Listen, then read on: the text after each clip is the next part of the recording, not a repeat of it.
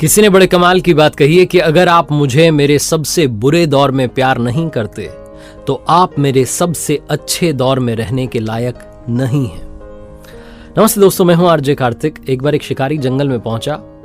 शिकार करने के इरादे से उसने अपने तीर पर बहुत खतरनाक वाला जहर लगाया और शिकार को निशाना बनाकर के उसने वो तीर छोड़ा, लेकिन उसका तीर चूक गया और जाकर के लगा एक पेड़ में। एक हरा भरा पेड़, बड़ा सा पेड़ जिसमें बहुत सारे तोते रहते थे। वो जो तीर था वो जाकर के जब उस पेड़ के तने में लगा तो धीरे धीरे वो पेड़ सूखने लगा। उस पेड़ में जितने तोते रहते थे एक एक करके सब छोड़ के जाने लगे। उस बड़े से पेड़ की कोटर में एक बहुत बूढ़ा तोता रहता था जो धर्मात्मा था, बड़े अच्छे मन का था। वो जो तोता था वो उस पेड़ को छोड़ने के लिए तैयार नहीं था। वो जाता था अपना दाना लेके, वापस आकर के वहीं बैठ जाता था, रहता वहीं था। उसके जो साथी थे तोते, उन्होंने आकर के समझाया कई बार कि चलो यहां क्या रखा है, तो खत्म होने वाला है, गिर जाएगा किसी भी दिन। लेकिन वो जो तोता था, वो बूढ़ा तोता जाने को तैयार नहीं था।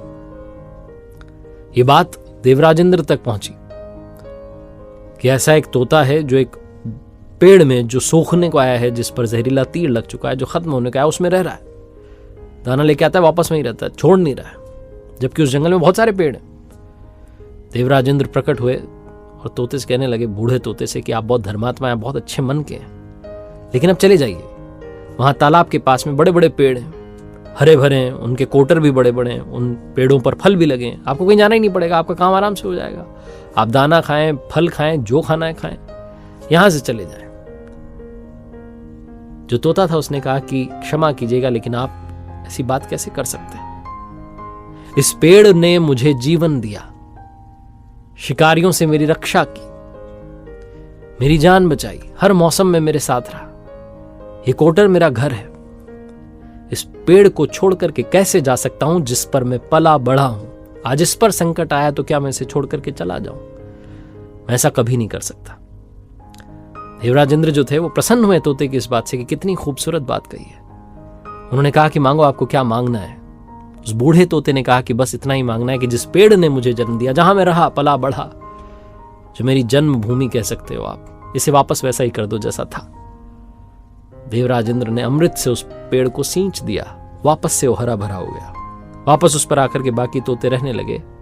बूढ़ा तोता कुछ समय के लिए और जिंदा रहा, फिर ऊपर चला गया स्वर्ग में, क्योंकि धर्मात्मा था। छोटी सी कहानी, लेकिन समझाती यह है कि जब किसी भी इंसान का बुरा दौर आता है तो इमोशनली वो टूटा हुआ होता है, उसे किसी सहारे की जरूरत होती है, किसी की आवश्यकता होती है।